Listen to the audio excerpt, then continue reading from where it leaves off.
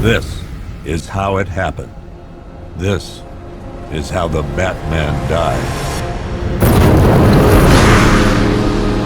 I was never a devout comic book fanatic, but I had a few favourites. 2000 AD and Judge Dredd, the dandy Beano Eagle Viz, and of course the detective noir like no other Bruce Wayne, or Batman to his friends. The Arkham Trilogy were and remain the single best conversion of those cell stories into digital form. Not to say others told a worse tale of woe, merely that the team behind all three grew up and understood the Bat, as did I. In such a macabre story of a child to man, it seems fitting that a likely end release of this great saga is itself a tale of despair and pain. Fresh on the back of the remarkable and passion-filled Hogwarts port to Switch, in the Arkham Trilogy we see a much more conservative translation to the mobile monster that struggles in almost all areas. So let's tackle this rerun of good versus evil. Physical in name but digital in nature, we get all three chapters here but only one ship's on the card. Asylum is likely the least loved now, but is by far the most salient, and it set the tone and roots that built into the simply stunning city and technically marvellous Arkham Knight sequels. These ports start with a poignant reminder that even great things can become tarnished, right from the off, as you have no choice but to start with Asylum. You kick off the download for the others. The results are lukewarm. The game itself is still a stunner and I absolutely adore it, and it looks remarkably similar yet better than the Xbox 360 or PS3 versions, which put a nice smile on my face. We see a similar visual and performance output noted here in my comparisons. But let's start with the biggest game and clearly most demanding of the three in Arkham Knight. The effort and work here to squeeze this into the Switch is a big ask, similar to Hogwarts and The Witcher 3 on that score. All three were handled by small LA studio Turn Me Up Games that specialises in ports, with Warner Brothers outsourcing it to the team, a common occurrence within the software space as a whole. All three games remain the same Unreal Engine 3 based titles mixed with real-time and pre-rendered movie cinematics. Arkham Knight took a broader, more Burton meets Nolan gothic style, something that organically grew from the darker comic book pulp feel of Asylum through City. The quality and amount they have left in is actually staggeringly impressive.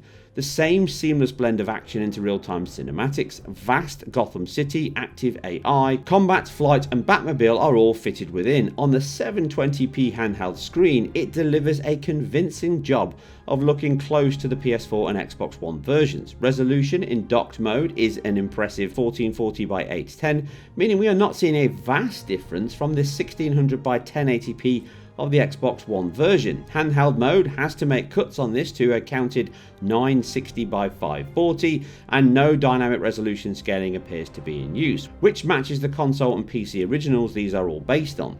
And right from the off, this is the focus of these ports, but in particular this one. As blown up on a large screen away from that small handheld, the sacrifices are plain to see, even to a blind bat. Now, although the reduced demands of the handheld mode can help, some of the issues such as MIPS and normal loading in much faster than when in docked mode at least. Comparing both modes, the only difference is that resolution reduction and any dynamic and resolution related elements such as post effects, textures and filtering, meaning by and large docked and handheld are identical. The recent trend of nabbing any memory they can continues, and only operating system screenshots are possible with video capture disabled, as the game needs every single megabyte it can get. But this may help but not resolve the cuts. It took just 24 hours for us to lose control of the city. Tonight, Gotham's relying on one man to save us all. Alongside textures, anti-aliasing is stripped back to almost nothing. Textures are at least a couple of rungs down on the MIP chain compared to the prior PS4 and Xbox One across the board. Objects are reduced, as is geometry complexity, models, objects, fingers all look very blocky at times. And this is both micro and macro details, as large looming clock towers can look disfigured at best. A larger reliance on flat textures and imposters for the skyline can stand out in these side-by-sides, as does pop-in and general world complexity. However, it is still very good from a scaling point of view, and I would have expected more cuts, so the team have been keen to keep the look and art direction as close as possible. But more cuts come. No ambient occlusion now, SSR is gone, cube maps are reduced or off, material layers are removed, normal maps are heavily pared back. Along with textures and polygon count, it marks the starkest shift in presentation, along with light sources, specular and post effects. Motion blur is present, but of a much lower quality and reduced amount. Depth of field remains, along with the bokeh shapes, again showing the art focus was a key point. Putting side by sides and back and forth, the models, the lighting, the effects and the quality, although still excellent, lose a great deal of the impact that this still impressive Generation 8 title delivered. That in and of itself would be both understandable and acceptable. After all, a circa 5.5GB active footprint for last generation fitting into a 3.5GB Switch, along with drastic reductions in CPU, bandwidth and GPU, something has to give. And it does not lose all of the impact from the visual side, and it would be fine if the game was Rocksteady when it comes to performance. But this is anything but Rocksteady. Now the real work begins. Any lead on Scarecrow? We were tracking an unknown military vehicle speeding through Chinatown. It's the only lead we've had all night, but they gave us the slip. With the evacuation, I just don't have the manpower left in the city. If you find it, tell your men not to engage. I'll deal with it.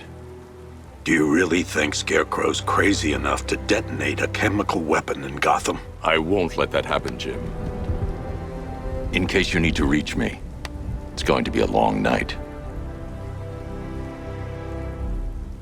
All units, we've got a 1033 in Sector 2. Missing patrol car. Unit 247. Suspected officer down. Hey, Batman.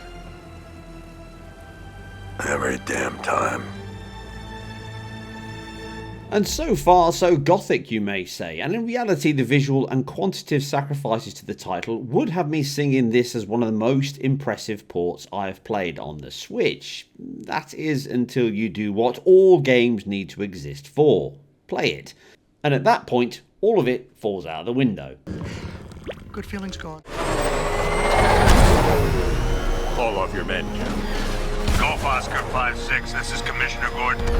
I'm calling off the pursuit. It's too dangerous. Sir, we're right here. We can take these bastards. What the? They just fired an RPG at us. Who the hell are these guys? 5-6, pull back now. That's an order. Let Batman deal with this. Even the Dark Knight himself would fail with this battle. The reality is some games simply cannot or should not be ported to all platforms, and what we have here is a game that would have been cancelled years ago when the development team finally convinced the sales team that this simply will not work. But not here.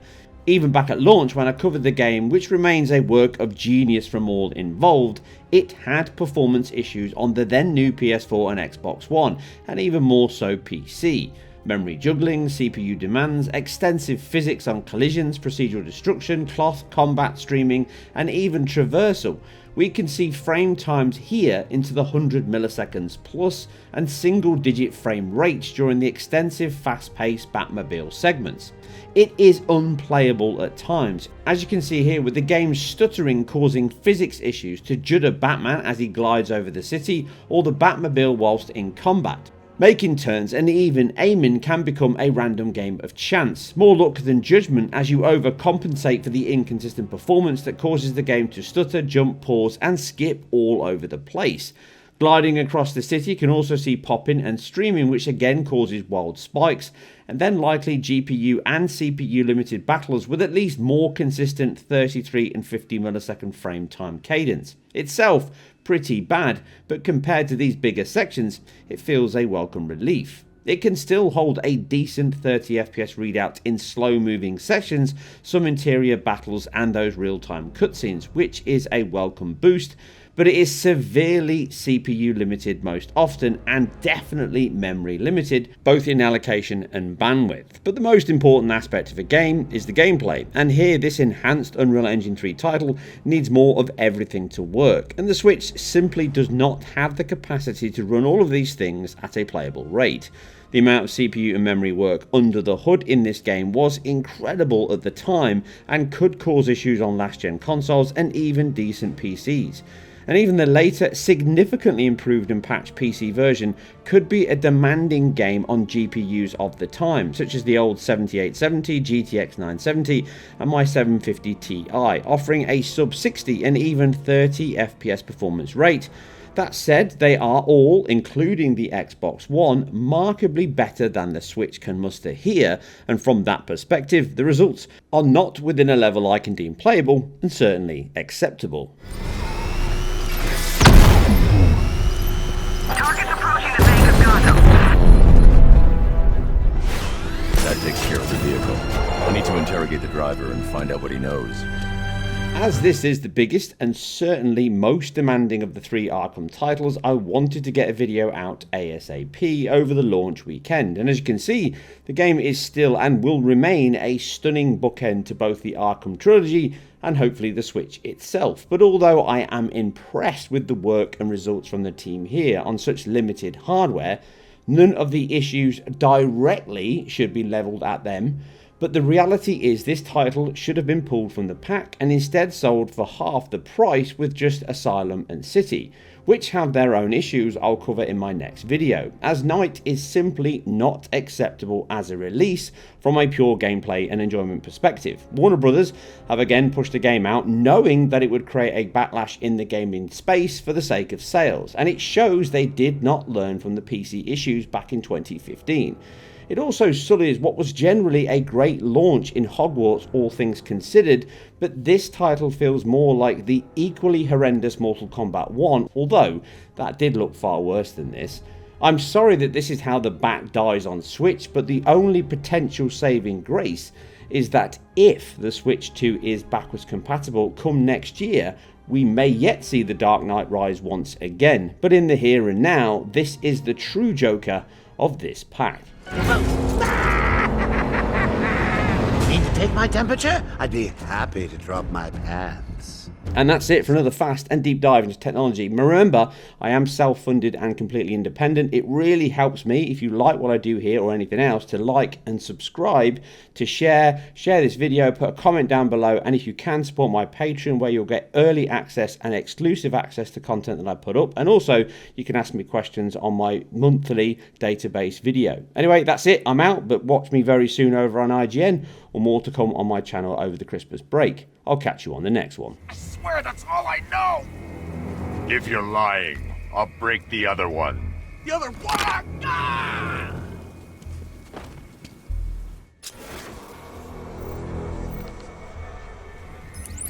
Oracle, check the chemical analysis I've just uploaded. Sure.